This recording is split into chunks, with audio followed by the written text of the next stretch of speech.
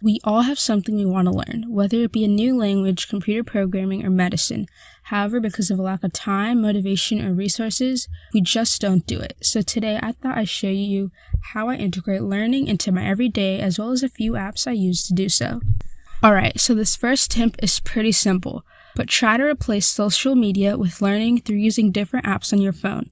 Whenever you're standing in line at a grocery store, eating lunch, or simply have nothing better to do, instead of heading over to Instagram, replace it with an app like Duolingo or Brillant so that you can learn on the go. Now, if you're interested in medicine, then there are loads of great apps to immerse yourself into the field, such as Reanimation Inc. and Full Code. And if you are not into using these interactive apps, then that takes me to my next step, which is to use digital books. Whether that be audiobooks or an ebook, reading through the use of technology allows it to be more accessible to you, making you more likely to read and allowing you to learn on the go.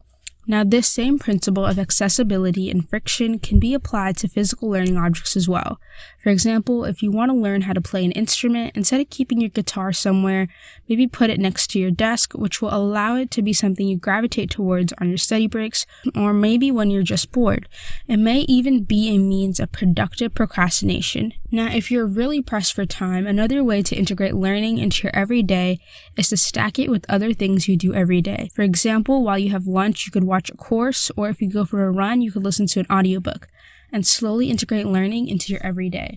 Alright, now onto the apps that I use. The first app mentioned was Duolingo.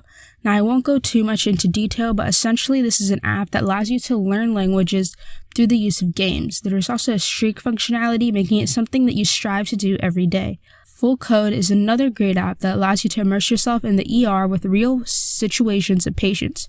Now, though I barely know anything about medicine, I still use this app as it allows me to experiment on people and Google different medicines and things just to find out more about medicine. Number 3 is Hoopla. So this is another app that allows you to rent out books and movies just like you would in a library.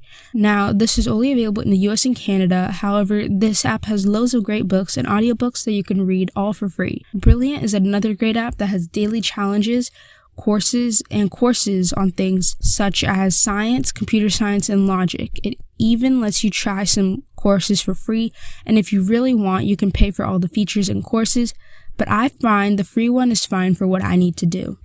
Now, the last app on this list is Reanimation Inc., one of my favorites. Now, this is another app that is more tuned to the level of those who are interested in medicine but have no experience. There are different courses in the game that teach you a basic emergency medicine concept or two, and then you work with patients in the ambulance and try to keep them stable while taking them to the hospital or help the patient and leave them at home. This game seems more of a game compared to Full Code, as there is a currency and different things you can buy as upgrades to better treat your patients. So that's all for this video. If you enjoyed it, then go ahead and hit that like button. And if you want to share something, then leave it in a comment down below. If you want to see more videos just like this one, then go ahead and hit subscribe, and I will see you in the next one.